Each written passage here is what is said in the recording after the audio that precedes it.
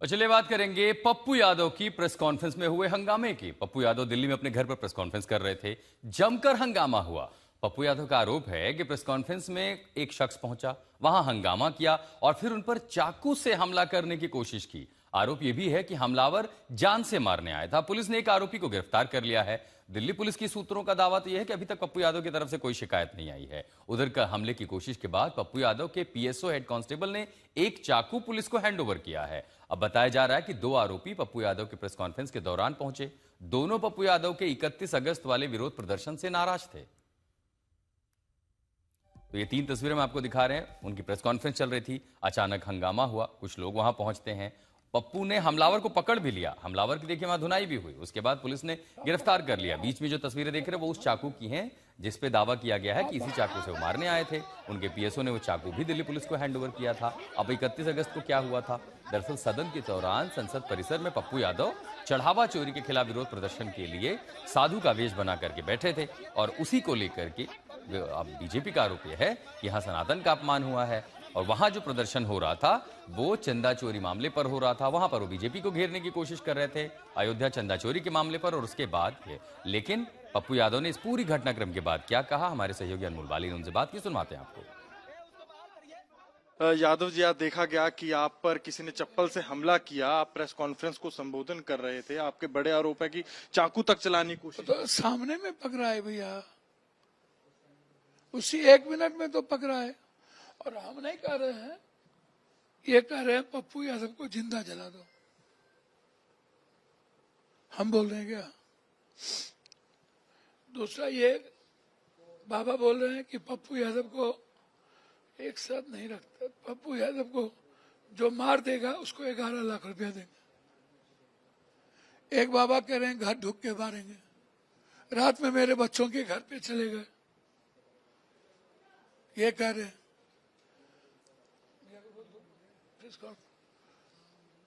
ये बोल रहे हैं। अब आप हमको बताइए हमने क्या बात कही? शंकराचार्य पे हमला हुआ, ये लोग कुछ बोले? 200 किलो चांदी सिंधी का चोरी कर लिया, चंपत राय बोले। काल नेमी संत गिरी 3000 करोड़ रुपया चोरी करके गायब कर दिया, बोले। सोना का रामायण चोरी कर लिया, बोले। बद्रीनाथ केदारनाथ में मुकुट पकड़ाया, काल नेमी संतों के हाथ से पुलिस ने पकड़ी, कुछ बोले। हनुमान जी को नचाया, कुछ बोले। संविधान जलाया, कुछ बोले। भगवान के अस्तित्व पर सवाल खड़ा किया सावरकर जी ने, कुछ बोले। झंडा नहीं लगाया, कुछ बोले। आप हमको बताओ ना। यादव जी, आपकी सुरक्षा को लेकर आप दिल्ली पुलिस के पास भी गए। आपका कहना है 1-2 दिन से आपको धमकियां दी जा रही हैं। बीजेपी से लेकर वीएचपी आपके खिलाफ धरना प्रदर्शन कर रहे हैं। तो बीजेपी का नाम कभी नहीं लिया। मैंने कहा कि कुछ गुंडे संगठन जिस तरीके से और कुछ गुंडे बाबा, रियल संत तो किसी के लिए नहीं बोलेंगे।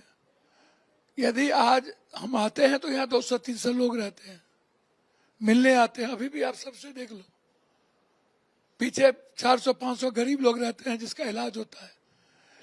तो जो हमारे नेता राहुल गांधी, प्रियंका गांधी, विपक्ष के नेता अखिलेश जी लगातार देश के 100 करोड़ के आस्था के मुद्दों को लेकर आवाज उठा रहे हैं। ट्रस्ट में मंदिर चोरी के लेके लड़ रहे हैं। देश के सनातन के विचारों की हिफाजत के लिए लड़ रहे हैं। मैंने काल नेमी संतों के तरीके से मैंने रूपांतरित किया। और मैंने क्या किया? इस मामले में आरोपी हैप्पी शर्मा से आज तक संवाददाता अरविंद ओझा ने खास बात की, सुनिए। पप्पू यादव के घर पर आप और आपके दोस्त सुमित गए थे, क्या हुआ था? क्या करने आप लोग गए थे वहां पर? अरविंद जी, हम साधुओं का प्रोटेस्ट चल रहा था उनके घर के बाहर, तो हम वहां साधुओं के प्रोटेस्ट में गए थे।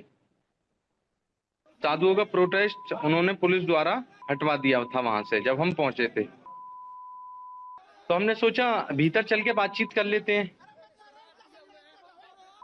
तो क्या वहां बातचीत करने गए थे? क्या बातचीत करें कि आप इन हिंदुओं की आस्था पर, ये साधु संतों पे तुम जो है ऐसा आक्षेप लगा रहे हो कि चोरी का, कि जो भगवान राम, हमारे जो भगवान राम आराध्य हैं, उन्हें पैरों में गिर रहे हो। आप ऐसा क्यों कर रहे हो? ये हमारे भगवान हैं, ये हमारे राजा राम हैं, आप ऐसा क्यों कर रहे हो? तो इतना कहने पर केवल उनके लोगों ने और उन्होंने हमें मार पीटना शुरू कर दिया। तो आप तो चाकू बड़ा सा लेकर गए थे, पप्पू यादव कह रहे हैं कि आप बड़ा नहीं सा नहीं चाकू भैया, लेकर के हमारे हमला पास कर रहे थे। कोई कोई चाकू नहीं था। सांसद जी के जब घर गए थे तो जब चेकिंग हुई थी, कोई चाकू नहीं था। अब क्या हम ऐसे लोग हैं क्या किसी को मानने जाएंगे? हम केवल बातचीत करने गए थे। लोकतंत्र में अधिकार है, सबको बातचीत तो कर सकते हैं। अरे लोकतंत्र में अधिकार है, ऐसा अधिकार नहीं है ना कि आप किसी के घर में बिना बताए प्रवेश कर जाएंगे। वो लोकतंत्र में अधिकार है, बिल्कुल अधिकार है। उसके लिए प्रदर्शन कर सकते हैं, पुलिस के पास शिकायत दे सकते हैं अगर आपत्ति हो। तो आप एक सांसद, क्या आप और आपके मित्र घुस घुस गए और अब वो सांसद आरोप लगा रहा है कि आप बड़ा सा चाकू लेकर अंदर घुस गए और पप्पू यादव पर हमला करने वाले थे। नहीं भैया, ऐसा नहीं, केवल बात करने गए थे भैया। प्रेस कॉन्फ्रेंस अंदर चल रही थी क्या? प्रेस कॉन्फ्रेंस चल रही थी तो हमने केवल उनसे ये कहा, प्रेस कॉन्फ्रेंस चल रही थी, प्रेस कॉन्फ्रेंस के बीच में हम बोले, हमने कहा कि पप्पू यादव जी, आप सनातन को भगवा वस्त्र पहनकर नीचे घूम रहे हो उन डिब्बों को लेकर, और भगवान राम की तस्वीर को नीचे कर रहे हो, कभी किसी के पैरों में गिर रहे हो, तो इसका क्या मतलब है? आप सनातन को इतना जो पैरों में गिर रहे हो, इसका कोई मतलब है? इतने में तो उन्होंने मारपीट शुरू कर दी हमारे साथ। फिर आप लोग की तरफ से क्या चप्पल किसने फेंका? चप्पल हमने नहीं फेंका, चप्पल पता नहीं किसने फेंका, हमने नहीं फेंका। हम तो केवल बातचीत करने गए थे भैया। नहीं, वो तो वीडियो में दिख रहा है कि किसी ने चप्पल जूता निकाल कर फेंका पप्पू यादव की तरफ। अब अच्छा, वो लोग के चाकू फेंका, के जूते फेंके, केवल हम तो बात करने गए थे। सनातन को ऐसे जो है अभद्र भाषाओं का उपयोग करेंगे, उन पर टिप्पणी करेंगे तो चुप नहीं रहेगा। उत्तर प्रदेश का युवा जागरूक है और वो एक्शन लेगा। साधु भाई संतों का अपमान नहीं सहेगा पूरा उत्तर प्रदेश। अरे भाई साहब, एक्शन लेना होगा तो पुलिस में कंप्लेन दीजिए, प्रोटेस्ट करिए। किसी सांसद के घर घुस जाएंगे? भैया बात करने गए थे, अरविंद जी बात करने गए थे केवल। क्या बात करते हैं उनसे, क्या समझाते हैं उनको, क्या बात करते हैं, क्या बोलने गए थे? ये कहते कि भाई भगवान हमारे आराध्य हैं, आप ये क्या करते हो? आप भी यादव हो, आप भी हिंदू हो, इन हिंदुओं का जो है इतनी अभद्रता कर रहे हो, कोई ये तमीज थोड़ी है आपकी। फिर आपको पिटाई हुई, आपके भी वीडियोस में दिख रही है, कई मीडिया चल में। फिर आप वहां से क्या हुआ, भाग गए आप वहां से? जी, मैं वहां से बाहर निकल आया और सुमित को पकड़ लिया।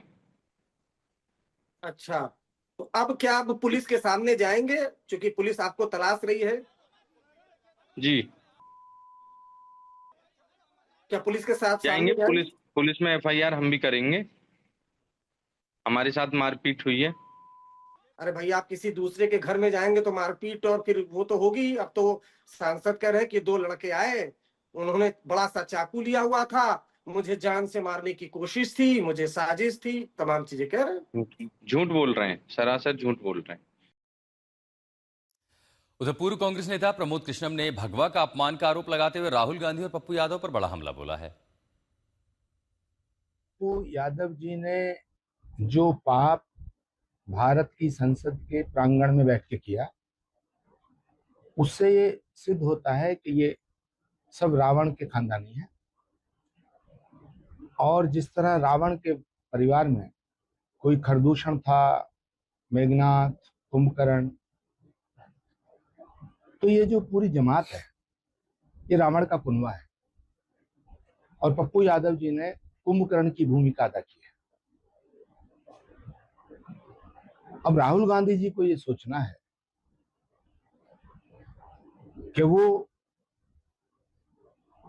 इस राक्षस मंडली के सरदार बनकर के सनातन को और कितना बदनाम करना चाहते हैं। तो आपको बताते हैं आखिर ये हंगामा हो क्यों रहा है। दरअसल शुक्रवार को संसद परिसर से एक अनोखी तस्वीर सामने आई। राम मंदिर चढ़ावा चोरी के मुद्दे पर सांसद पप्पू यादव साधु के भेष में विरोध करते नजर आए। इस विरोध में कुछ विपक्षी सांसद भी शामिल हुए, जिसे लेकर ये जबरदस्त बवाल मचा। कई शहरों में विरोध प्रदर्शन हुआ, वाराणसी में FIR हुई। बीजेपी इस बहाने विपक्ष को घेर रही है।